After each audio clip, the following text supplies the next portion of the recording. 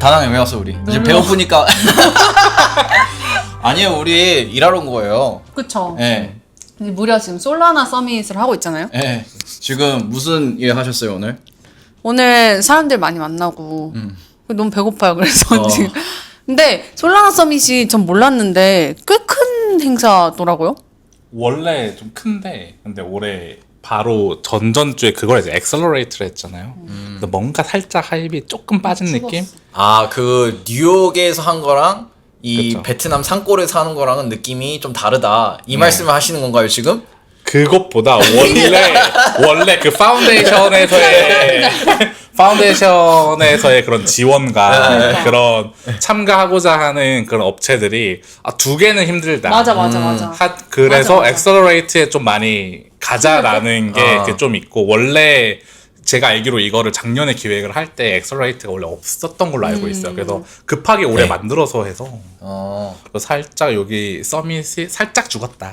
아, 근데 뭐 저는 와서 보니까 사실 지금 여기 온 지 반나절도 안 됐어. 근데 오길 잘했다는 생각이 들어요. 일단은 일단 와서 뭐 사람들도 만나고 뭐 베트남 음식도 지금 한 끼 먹었지만 먹으니까 좋고 맛있고, 뭐 싸고. 네, 그러니까 그래서 저는 온 김에 뭐 사람들도 많이 사귀고 지금 이따가 또 저희 이벤트 가야 되는데 그쵸. 거기도 우연히 인터넷에서 저하고 DM을 나눈 친구가 저한테 여기 오라고 해가지고 여기를 오기 위해서는 이 SMB 몽키를 사면은 들어올 수 있다 이래가지고 2.1소를 소비를 해서 진짜? 아 근데 하이하이? 네, 끝나자마자 갖다 팔라고. 근데 SM3 네. 그래서 그거 그냥 해가지고 가고 뭐 이제 좀 그 친구를 통해서 뭐 새로운 저도 몰랐던 존재를 몰랐던 프로젝트들이 있다는 걸 알게 되고 또 와서 아까 그 카이아의 그 어떤 여자분을 만났는데 베니. 네, 맞아요. 그분도 이제 베트남에 대해서 저한테 어떤 재밌는 얘기를 많이 해주셔가지고 좀 베트남 분이랑 씬에 대해서 좀 배우게 된 것 같아요. 베트남이 좀 열심히 하시는 것 같아요. 좀. 베트남 가장 가까우신. 저는 빌더들이 다 베트남에 있고 직원이 있어서 알아서 지금 하고 있어요. 좀 편하게 좀 쉬고 있는데 베트남은 일단 빌더 자체가 엄청 되게 활성화되어 있는데 단점은 파운더가 많이 없다. 근데 빌더는 이렇게 여러 가지 있고 프로젝트 많이 하고 봇도 많이 만들고 트레이딩 앱 많이 만드는데 이거를 총대 메고 파운더로 나도 프로젝트를 키우려는 빌더는 많이 없다라는 게 제가 이제 1년 동안 하면서 느낀 게, 그래 좀 프로젝트가 아는 프로젝트가 많이 나오지 못한 이유가 거기에 있지만 그래도 빌더 같은 경우에는 베트남 기반 빌더들이 많은 것 같아요. 네, 왜냐면 다우즈 다펀 만든 친구도 원래는 이제 아메리칸이지만 베트남 개고 뭐 버드아이도 그렇고 맞아. 대부분 여기 솔스캔도 빌더들은 베트남이 솔스캔은 좀 섞여 있죠. 근데 솔스캔은 지금 쿠알라룸푸르에 베이스를 두고 그러니까 다 잘 되면 좀 말레이시아를 많이 가는 것 같아요. 말레이시아를 갔다가 싱가포르를 가더라고. 그 맞아. 대부분 다. 약간 테크트리가 지금 있나 봐요. 그러면 주피터도 지금 뭐 KL인데 그쵸? 그러니까. 말레이시아를 한번 가보고 싶어요. 솔라나 서밋 작년 거가 말레이시아에서 했다고 하던데. 아, 저도 그 작년 사진을 좀 봤는데 뭐 사실 말레이시아는 이제 서밋 그거 가는 것도 그런데 워낙에 거기를 이제 근거지로 하는 데가 많아가지고 최근에 다른 갔다 온 사람들 이야기 들어보면은 굉장히 긍정적인 얘기들을 많이 하시더라고요. 거기에 가면은 이제 막 애들이 착해가지고 막 어디를 이렇게 데리고 가면 이제 막 너도 또 우리 어디 갈 건데 또 갈래? 같이 가라고. 예, 해가지고 막 일주일 그러니까 놀러 다니는데 일주일 막 2주일 정도 있는데 막 엄청나게 많은 만남을 했다는 거예요. 그러니까 보통 이런 거 막 커피챗 잡고 막 그런 거 해야 되잖아. 근데 여기는 그냥 자연스럽게 놀러 다니면은 그냥 다 만나는 거야. 그래서 그 점이 되게 뭐랄까 또 여기서 한국 생각이 나. 네. 어물 친구들 근데 참 착하고 좋으신 것 같아요. 네. 되게 친절하고. 사근사근하죠. 저도 도와주려고 많이 하시고. 네. 굉장히 서포트를 많이 해줘요. 그러니까 막 보통은 예를 들면은 아니 뭐 보통이라기보다는 우리가 생각하는 회사는 회사를 위해서만 무언가를 해야 되고 회사를 위해서만 어떤 활동을 해야 되고 약간 이런 게 좀 있는 것 같아요. 근데 웜홀 같은 경우에는 일단 해 뭐든지 그 다음에 그게 웜홀에게 가치가 축적되는 일이라면 좋은 거지. 약간 이런 식의 접근이 있어서 돈이 많아서 그런가? 대인배 대인배 마인드. 그거는 대인배는 제가 트레저리에서 나오는 대인배 거. 마인드. 이제 rwa.xyz에 가보면은 또 웜홀이 상당히 선방을 하고 있다는 그 스탯들이 많잖아요. 그래서 아니, 요즘 뭐 웜홀 엔티티를 막 엄청 많이 쓰니까 뭐 도지도 넘어오고 지금 많이들 넘어오고 있죠. 그러니까 근데 이제 웜홀 자체는 근데 아까 말한 것처럼 그런 도움 자체가 왜냐면 저희 텔레방 폴리캐스트랑만 봐도 15명 중에 9명이 웜홀 사람이에요. 네, 저희 팀원보다 웜홀 관계자들이 엄청 들어 있어서 다 들어와 계신 거 아니에요? 네, 그래서 뭐 이쪽 뭐 필요하다 그럼 무조건 초대해서 근데 이제 딴 데서 빌드를 하면은 대부분 그냥 다큐멘트 던져주고 그러니까 모르는 거 있으면 물어봐. 근데 여기는 그냥 진짜 코드 단위부터 다 봐주고 마케팅 관련 뭐 어디 가는 거 뭐 사진 다 올려주고 뭐 그런 것까지 다 핸즈온 서비스가 굉장하다. 네. 그리고 지금 여기 카메라 안에는 안 보이네. 지금 여기 그 저메인님이 저쪽에 와우. 그 부끄럽게 앉아 계십니다. 근데 이제 그 저메인님도 이제 지금 고대 학회에서 활동을 하고 계세요. 근데 이제 사실 좀 제 생각에는 뭐 저메인님이 어떻게 느끼지 모르겠는데 이런 거 이렇게 돌아다닐 수 있게 이렇게 경험을 할 수 있게 이렇게 제가 추진을 해봤는데 그래 되게 좋아해가지고 오. 제가 그러니까 그게 되게 제너러스하고 저한테 아까 막 이거 팟캐스트 하는 거 그냥 돕지 말고 너가 어떻게 이걸 레버리지 해서 네 걸로 뭔가 너의 이득으로 만들 수 있을지 고민하라고 막 엄청 그러더라고요. 그래서 알았다고 인정. 네. 그러니까 그래서 되게 그러니까 라시시라고 하는 그 친구 그 친구가 되게 마인드셋이 그래서 되게 좋은 것 좋고 그 점에서 배워야 하는 맞아, 것 같아요. 맞아. 예. 상당히 저도 많이 배웁니다. 그 친구가 경험도 많고 이제 에이펙이 아니라 글로벌 그로스 엑스펜션이라는 직무가 바뀌었는데 그래서 바빠가지고 좀 많이 이렇게 대화를 전보다는 못 못하지만. 나눈 것 같은데 진짜 좀 좋은 친구예요. 네.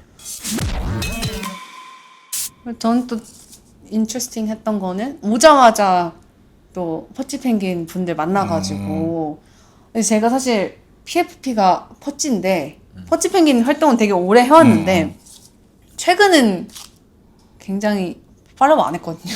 그냥 프로필만 걸어놓고 이제 아무것도 안 했는데 근데 들어보니까 이제 이글루가 이제 퍼치펭귄 이글루라는 모 회사가 있거든요. 네.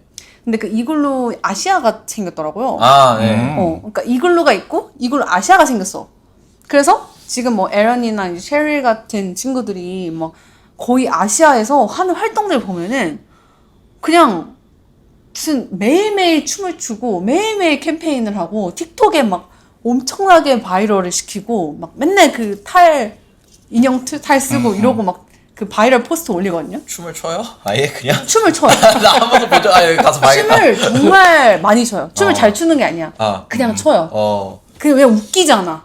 그래서 그 이글루 아시아가 따로 이제 있어가지고 그 어찌 보면 아시아에서 그냥 서양보다 퍼치펭귄의 IP를 훨씬 더 드라이브를 하고 있더라고.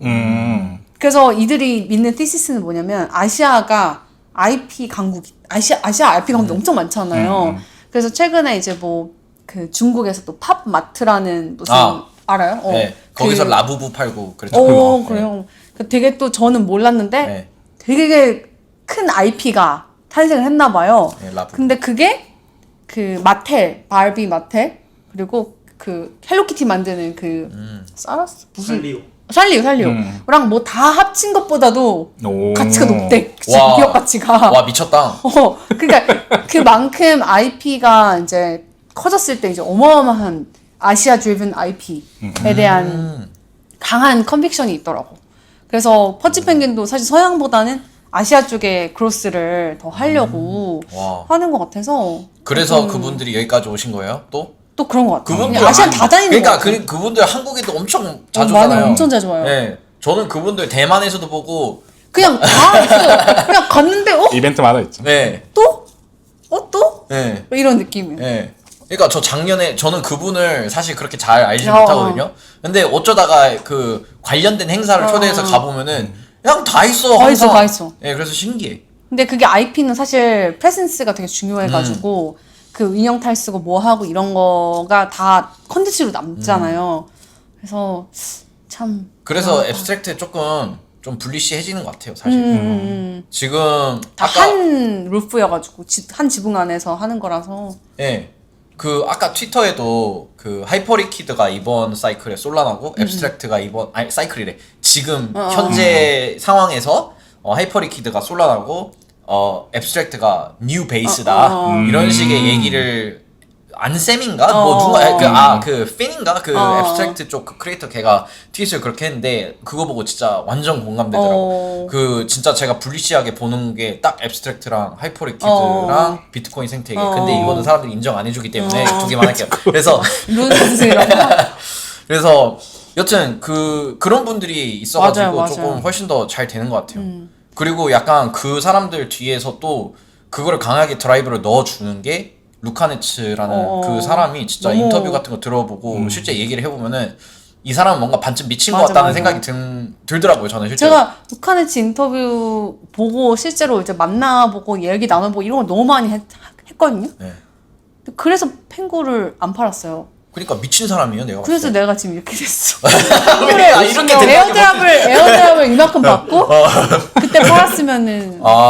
근데 그만큼 컨빅션 플레이를 너무 잘해서. 그러니까 이거는 훨씬 더 길게 가야 될. 이걸로 아시아 들어가시는 거 아니에요?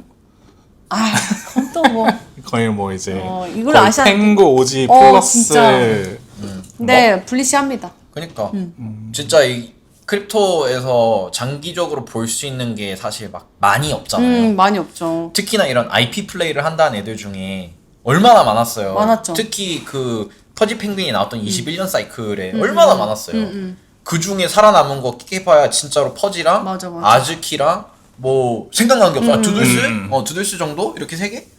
그 외에 맞아. 다 사라지고. 그렇죠. 예. 그러니까 약간 두들스는 조금 더 왜 보면은 그 애니메이션 스튜디오 인수하고 뭔가 조금 탑다운의 약간 어프로치를 많이 취한다면 퍼지 쪽은 조금 바텀업을 많이 하는 것 같아요. 그냥 길거리에서 막 행사하고 되게 누가 보면은 되게 스케일 안 하는 활동을 그 두 에런이랑 셰릴이라는 분이 되게 많이 하고 사실 그분들 둘 다 제가 알기로는 굉장히 이미 되게 위치한 분들이고 그래서 조금 더 약간 단기적인 게 아니라 뭔가 IP를 만들겠다 이런 게 아닌가. 그러니까 저도 이제 비슷한 이야기를 들었거든요. 그래서 약간 그 하이퍼 리퀴드의 생태계 빌더들한테 느끼는 감정과 비슷한 것 같아요. 그들도 돈을 많이 벌었다고 해요. 맞아요. 하지만 그럼에도 불구하고 우리는 하이퍼 리퀴드를 먹여 살릴 거야 하는 마음으로 빌딩을 한다고 하더라고요. 그래서 VC 펀딩도 안 받았을 수 있었겠죠. 네. 그래서 그분들과 이렇게 비슷한 맥락이니까 훨씬 더 그들이 하는 행동이 불리시해진달까. 네, 그런 느낌이 있어요. 그것도 흥미로운 포인트였고. 사실 저는 크게 할 말이 없어요 여기 지금.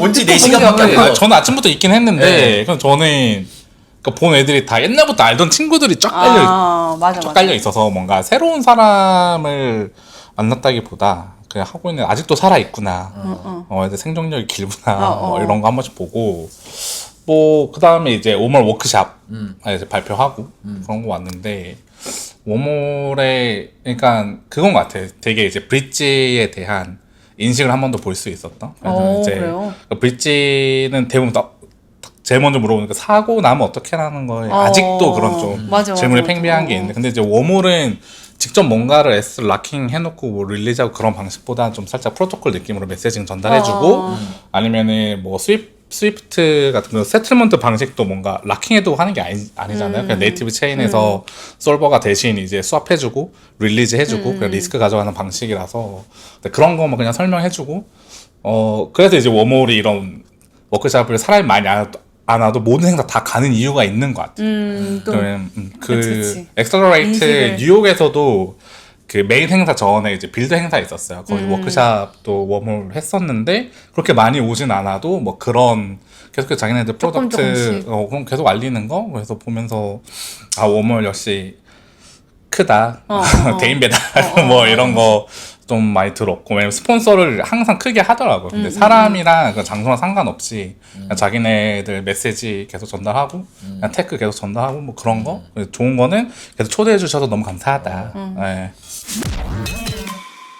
근데 레이어 제로랑 웜홀이 지금 이 양강 구도가 레이어 제로. 굉장히 경쟁이 치열한 것 같아요. 그냥 기본적으로 뭔가 이렇게 요즘에는 토큰을 낸다라고 했을 때 절대 한 체인에 내는지 않고 기본으로 여러 체인을 그냥 상정하고 들어가는 경우가 많단 말이에요. 근데 그러려면 이제 토큰을 낼 때부터 그걸 감안하고 하는 게 훨씬 효율적이거든요. 근데 그러다 보니까 좀 괜찮은 프로젝트한테는 레이어 제로랑 웜홀이 둘 다 막 어프로치를 해. 접근을 해. 그러니까 이제 파운더 입장에서는 고민을 해. 뭐가 나을까? 막 그러면서 막 여기저기 물어보고 그러거든요. 그래서 둘 간의 경쟁이 굉장히 치열하다. 라는 생각이 많이 들고. 근데 레이어 제로가 그 솔라나도 브리징을 해주나요? 되는 걸로 알고 있는데. 네, 되는 걸로 알고 있어요. 왜냐면 저도 최근에 이제 막 브리징을 이제 하이퍼 리퀴드에서 하이퍼 EVM에서 하려고 보니까 막 좀 안 돼요. 헷갈리더라고. 그래서 근데 웜홀이 훨씬 더 솔라나 중심이긴 해요. 훨씬 더 솔라나에 최적화되어 있다고 해야 되나? 왜냐면 솔라나가 좀 개발 구조가 진짜 너무 달라가지고 거기에 맞게 하는 게 되게 쉽지 않은 그러니까 큰 작업인데 이제 웜홀은 약간 솔라나 기반으로 시작을 했으니까. 근데 요즘 보면은 레이어 제로가 그 스테이블 코인 쪽을 되게 많이 타겟하는 것 같아요. USDT 제로도 레이어 제로랑 같이 하고 뭐 USC는 이제 웜홀이 가져갔지만 어쨌든 요즘 스테이블 코인들이 엄청 많이 나올 거잖아요. 그럼 스테이블 코인은 기본적으로 걔는 더더욱이나 이제 멀티 체인을 상정을 해야 한단 말이지. 한 체인에만 있을 수 없으니까. 맞죠. 근데 그거를 이제 레이어 제로 쪽이 좀 많이 먹으려고 하는 그러니까 중심이 타겟이 좀 많이 다른 것 같아요. 뭐 둘 다 하겠지만.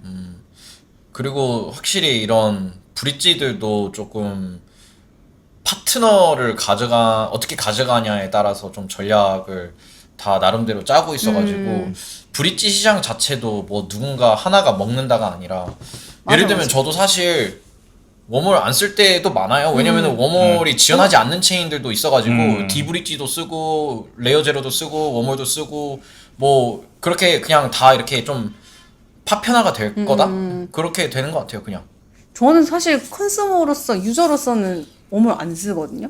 오히려 어크로스나 뭐 라이파이나 다른 쪽 쓰는데 그래서 좀 더 B2B 쪽을 많이 하려고 하는 거예요. 아예 프로토콜 레이어로 많이 가려고 하는 것 같아요. 막 그냥 우리 브릿지 쓰세요 이런 느낌보다는 그냥 토큰 발행할 때 토큰 발행할 때 아예 토큰을 우리를 통해서 해주세요. USC를 그냥 우리가 먹을게 뭐 이런 쪽이 훨씬 더 비즈니스가 되지 않을까. 그거 맞는 거 같아요. 왜냐면 웜홀 사이트 내에서도 다른 데처럼 아예 사이트 들어가자마자 브리징 바로 이제 할 수 있게 해두고 뭐 이런 거는 딱히 없어서. 그러니까 컨슈머 쪽이 맞아. 아주 중요한 건 아닌 것 같아. 맞아. 그건 그냥 one of their use case 같은 느낌? 확실히 옛날에 솔라나에서 다른 체인으로 제가 브리징 하려고 하는데 말씀하신 것처럼 웹사이트 들어가는데 없는 거야. 그죠. 그래가지고 잘 없다니까요. 몰라. 포탈을 찾아야 되는데 포탈이 그래서 트위터에다가 치면은 이 계정이 맞아? 막 약간 맞아. 의심이 들고 막 그런 경험이 있었는데 그럴 정도로 좀 숨겨놓은 건가 싶을 정도로. 왜냐면 근데 솔직히 지금 웜홀로 만든 마이안 스위프트 진짜 잘 만들었거든요. 처음 그냥 팬텀에서 들어가가지고 어제 팬텀 멀티체인 지원하니까 EVM 솔라나 커스텀 토큰 툭툭 하면 바로 나와서 저는 이더리움에 솔라나 옮길 때 그냥 팬텀에서 마이안 쓰고 있거든요. 근데 이제 마이안도 어차피 다 웜홀 세트먼트 기반이니까 근데 웜홀은 이렇게 광고를 많이 하지 않아. 광고를 많이 하지 않는다. 제가 그때는 홈페이지만 띄워놔도 그냥 많이 쓸 것 같긴 한데. 빌더 사이드를 훨씬. 근데 존재하는 걸 아는 사람이 많이 없다. 뭐 그런 거. 그냥 잘 되고 있으니까 그냥 그런 것 같아. 맞아. 저는 또 봤던 세션을 보진 않았는데 이제 만난 것 중에 이제 카스트 카드. 역시. 카스트 카드 대왕 분을 카스트. 만났어요. 카스트 카드 아세요? 그거잖아요. 크립토 카드. 예. 크립토 카드 만났는데 제가 그 만난 이유가 트위터에 그 이제 카스카드 헤드 오브 그로스가 자기가 이제 실물 카드 여러 개를 들고 왔다. 나를 캐치하면은 내가 이거를 주겠다 한 거예요. 근데 제가 한국에서 이제 카드를 만들면은 지금 현재는 약간 그 버추얼 카드만 되고 피지컬 카드가 배송이 안 되거든요. 그래서 이 사람 만나서 내가 피지컬 카드를 꼭 갖고 싶다는 생각으로 정말 행사장을 막 몇 번을 돌아다니면서 어딨지 했어요. 그래서 이제 파이널리 만나서 이야기 나눠봤죠. 그래서 이제 카드도 받았나요? 받고 이렇게 했는데 남은 거 근데 그게 다른 카드랑 뭐 차별점이 있어요? 다른 크립토 카드랑 이게 사실 지금 있는 크립토 카드들이 사실 되게 많은데 크게 두 가지로 나뉘는 것 같아. 그러니까 얘네 같은 카스트 카드 같은 그냥 내가 탑업해서 하는 카드들이 있고 이제 거래소 기반 카드들이 많아요. 바이낸스 카드, 크립토닷컴 카드, 코인베이스 카드 이런 이제 거래소 기반 카드가 많은 게 사실 거래소 기반 카드 메이크센스한 게 사실 대부분 사람들이 거래소에 이제 자기 USDT를 갖고 있잖아요. 그러니까 탑업을 할 필요가 되게 심리스해지는 거지. 그리고 이제 이쪽 카스트 카드 같은 건 따로 내가 이제 탑업을 해야 되는. 근데 조금 수수료율이랑 요런 쪽에서 그 베네핏이 조금 있는 것 같고 좀 싸대요. 좀 많이 싸고 두 번째가 이제 카드를 만들기까지의 그 과정이 진짜 쉽긴 해요. 진짜 그냥 들어가서 띡 누르고 KYC 그냥 내 주민등록증 찍고 하면은 한 2분 안에 그냥 버추얼 카드 나와. 그래서 그 애플페이 등록해서 많이들 쓰고 있죠. 그렇구나. 그래서 저도 그래서 애플페이 등록해서 그걸 온라인에서 쓰고 세 번째는 이제 아무래도 포인트가 포인트작이 있어요. 있어요. 그게? 그러니까 내가 바이낸스 카드 쓰면 이게 내가 뭐가 그냥 쓰는 거지 이게 뭔가 나한테 뭔가 내가 여기 참여한다는 느낌 안 되잖아요. 근데 어쨌든 카스트는 아직 토큰도 없고 포인트가 있으니까. 그리고 걔네 솔라나 기반이죠. 솔라나 기반이에요. 그래서 제가 이제 쓸 때마다 이제 앱 노티피케이션이 오는데 거기에 얼마 뭐 5%가 적립이 돼요. 포인트로. 그래서 그게 뭐 how much worth estimate 이렇게 해가지고 쓰는데 뭔가 쓸 때마다 earning하는 느낌이야. 예전 약간 차이카드 기억나세요? 그거 엄청 옛날에. 엄청 옛날이죠. 엄청 옛날. 그거 같은 느낌? 그때도 저도 되게 열심히 썼었거든요. 그 하도 적립을 해주니까. 그거 때문에 이제 이런 크립토 카드들을 쓰죠. 저는 크립토 카드를 쓰는 이유 중에 하나가 제가 사실 신용카드가 없거든요. 저는 신용카드를 한 번도 너무 많이 쓸까봐 그런 거예요? 예. 파산할까봐? 그건 아니고 이제 그거죠. 그냥 분수대로 살자 이건데 이제 그거죠. 그냥 이제 그런 것도 있죠. 조금 이렇게 내가 살면은 좀 검소하게 살 수도 있겠구나 하는 생각도 있고. 여튼 저는 신용카드가 없어요.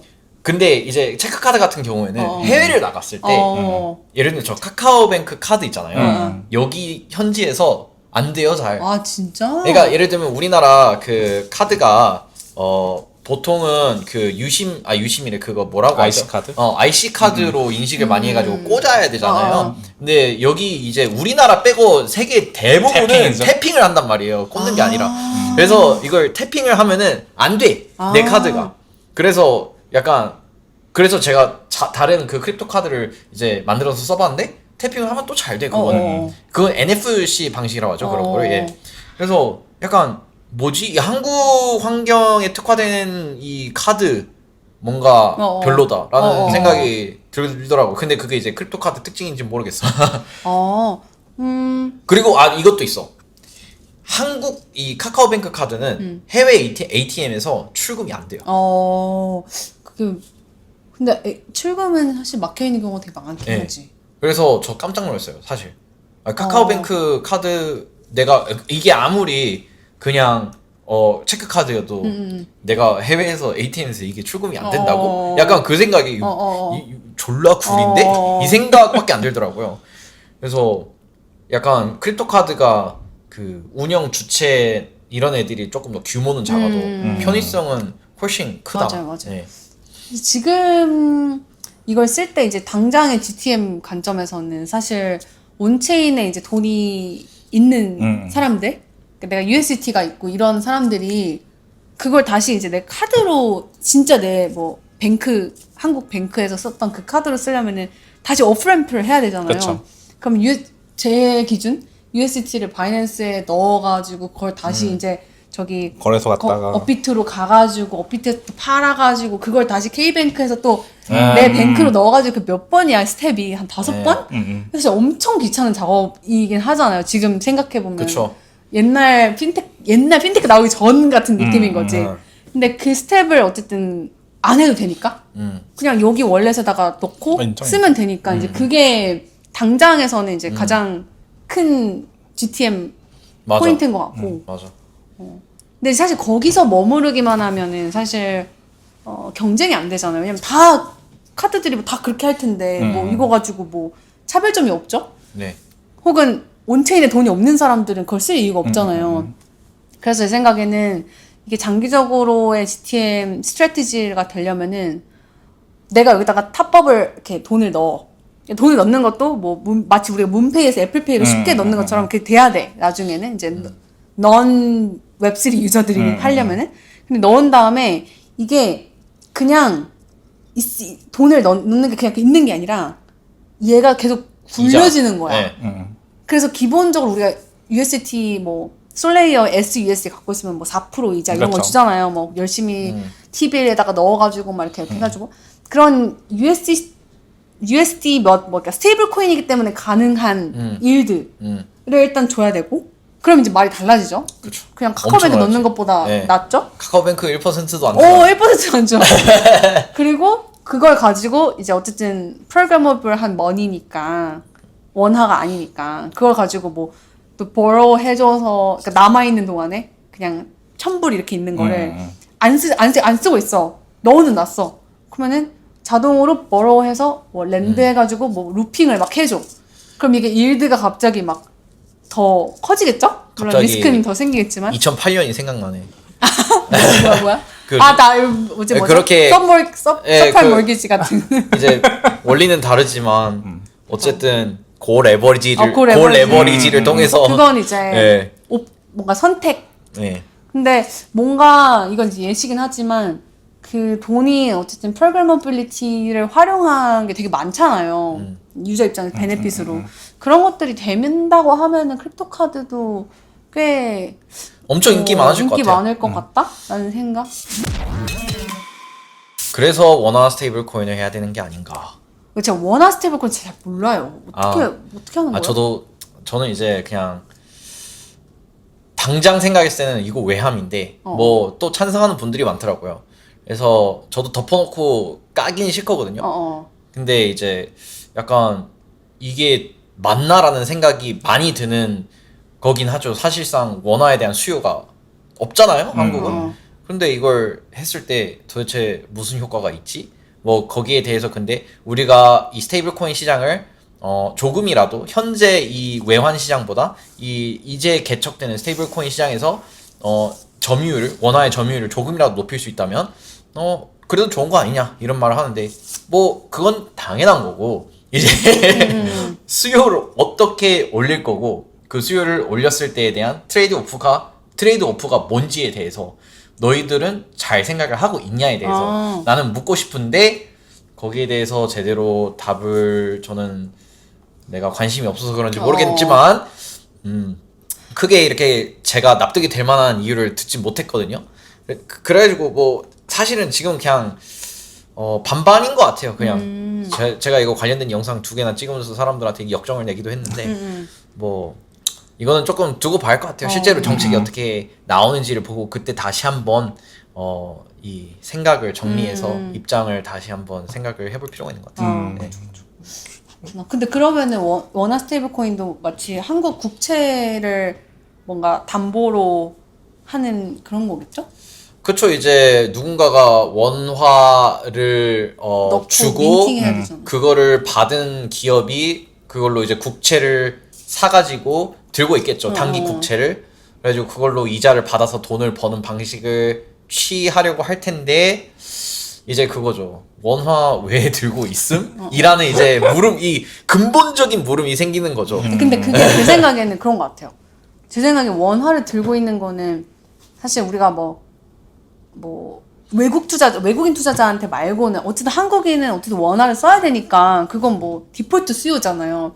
결국에 정부 입장에서 그거를 할 만한 이유가 있으면은 뭐 예를 들면은 그 어쨌든 국채에 대한 수요를 늘린다던가 그게 이제 USC로 통해서 나온 거잖아요. 네. 국채 수요를 뭐 어쨌든 USD를 많이 발행은 해야 되지만 그럼에도 국채에 대한 수요를 늘리는 게 그들한테 인센티브인 건데 한국에서도 만약 그렇다라고 하면은 저는 원화 스테이블 코인이 되어야 진짜로 그 엔드 투 엔드 페이먼트에서 엔드 투 엔드로 마지막 세틀먼트까지 진짜 원화까지 갈 수 있거든요. 안 그러면은 USDT를 원화로 바꾸는데 또 엄청 그 외환 장벽이 있죠. FX가 엄청 커가지고 사실상 한국은 이 페이파이 쪽에서도 갈라파고스화가 더 멀어지는 되겠죠. 거예요.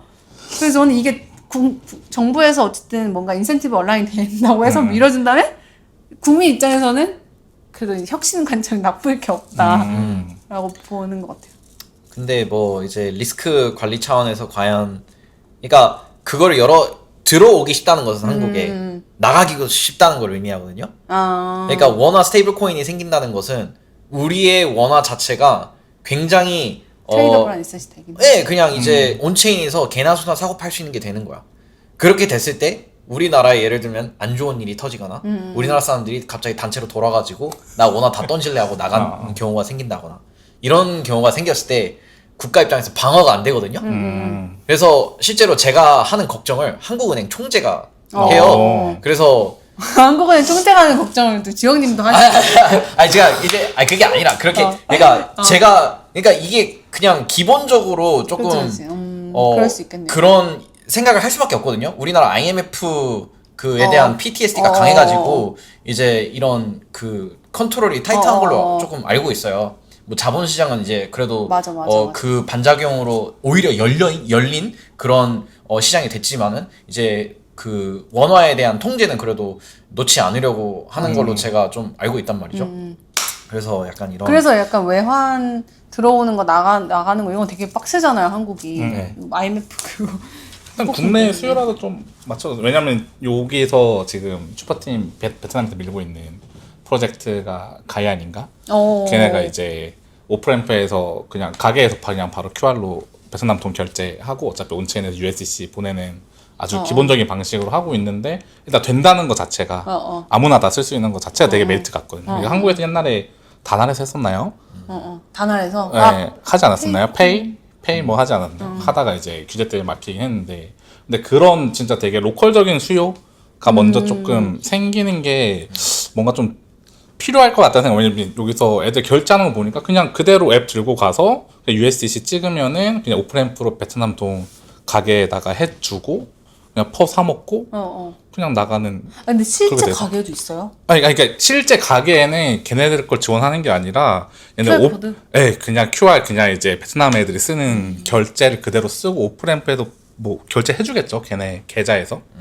그 다음에 그냥 USDC는 온체인으로 받아서 알아서 세틀 뒤에서 하겠죠. 근데 그런 방식으로 일단 하고는 있다. 일단 된다는 것 자체가 약간 위챗페이 같은 뭐 그런 느낌이죠. 옛날 중국에서. 뭐 은행을 연계했는지는 모르겠어요. 근데 베트남의 그런 규제가 어떻게 되는지는 모르겠지만 그냥 진짜 트레디셔널하게 그냥 오프램프로 그냥 걔네가 먼저 결제해주고 USDC 받는 느낌으로 하는데 그냥 이제 바로 리얼 라이프에서 바로 펄을 USDC로 사 먹을 수 있다라는 그런 메리트가 약간 있어요. 보니까 벤타?